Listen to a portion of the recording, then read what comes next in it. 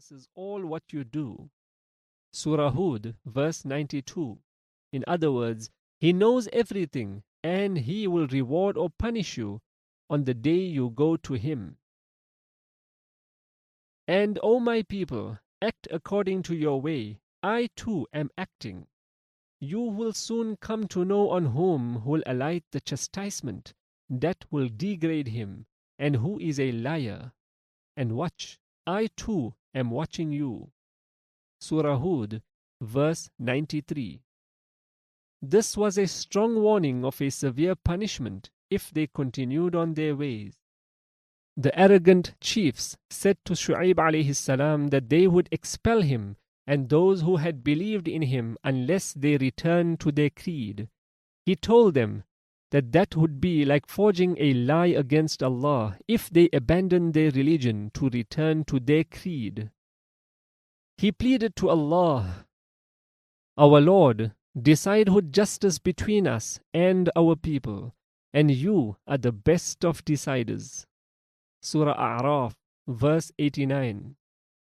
Allah does not reject the supplications of His prophets and messengers, but they persisted in their ways and said, If you follow Shoaib, then you will be the losers. They thus invited punishment on themselves by their arrogant behavior. So the earthquake seized them, and they lay prone in their dwelling. Surah A'raf, verse 91. It became as if they had never been. Allah seized them with a variety of punishment.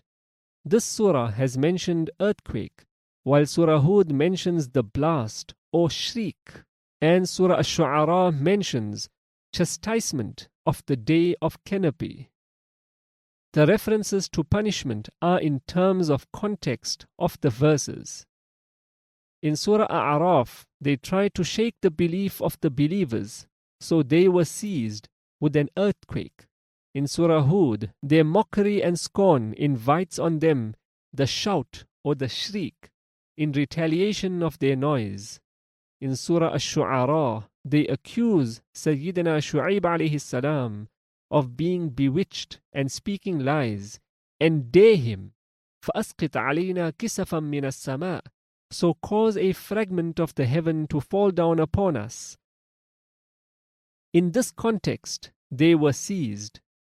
فَأَخَذَهُمْ عَذَابُ يَوْمِ الظُّلَّةِ, the chastisement of the day of the canopy seized them. Surah Ash-Shu'ara, verse 189. This is the explanation of the different punishments. But those of the exegetes, that is the Mufassirin, Qatada, for instance, who says that the people of Al-Aikah were different from the people of Madian, have a weak argument. They base their arguments on 2 points. Firstly, the word akhuhum, that is their brother, is not mentioned in the verse كذب أصحاب الأيكة المرسلين إذ قال لهم شعيب ألا تتقون. The dwellers of the thicket belied the messengers when Shoaib alayhi said to them, Will you not fear Allah? Surah Shu'ara, verses 176 and 177, as is mentioned in the other chapters. وَإِلَى مَدْيَنَ أَخَاهُمْ شُعَيْبًا, and to Madian tribe we sent their brother Shoaib alayhi salam. And secondly, their punishment is described as the day of canopy, but for the others as earthquake and shout. The answers are, the words akhuhum, that is their brother, are not mentioned there because their worship of Al-Aikah is recalled in the beginning of the verse, and it is not proper to describe the Prophet as their brother there. They used to worship the Aikah tree, but when they were mentioned as a tribe, then Shoaib alayhi salam was described as their brother. Secondly, if we deduce from the varying description of punishment on them that they were different people, then we should not restrict ourselves to choosing the punishment of the day of canopy against the other 2 varieties of punishment shriek, and earthquake. In fact, there would be 3 people in this manner because 3 kinds of punishments are mentioned. And Allah knows best.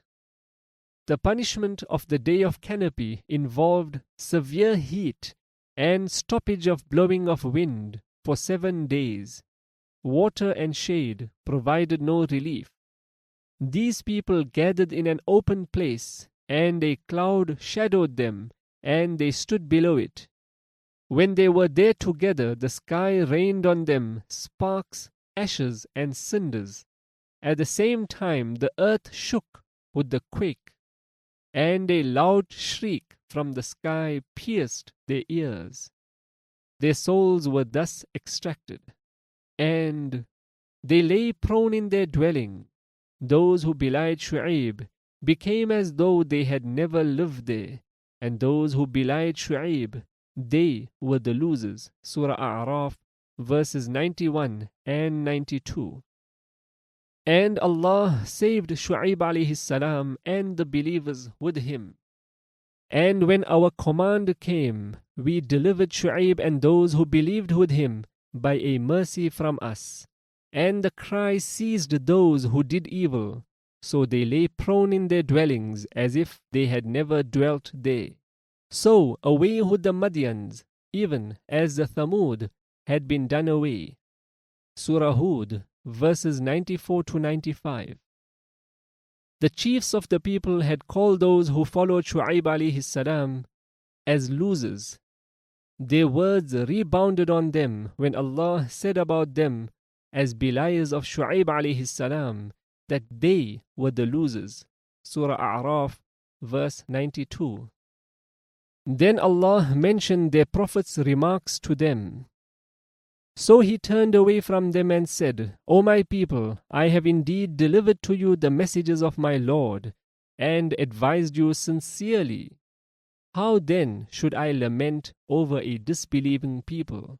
Surah A'raf, verse 93. Preaching does not benefit those who are adamant. Preaching does not benefit those who are adamant, for Allah does not guide them. So Shoaib alayhi salam did not lament those who did not accept the truth. Hafiz ibn Asakir rahimahullah has stated in his Tarikh on the authority of Ibn Abbas radiyallahu anhuma that Sayyidina Shoaib alayhi salam came after Sayyidina Yusuf alayhi salam.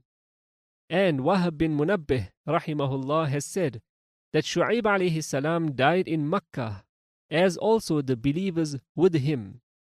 Their graves are to the west of the Kaaba, between An-Nadwa and the house of Banu Sahm. This is all what you do. Surah Hud, verse 92. In other words, he knows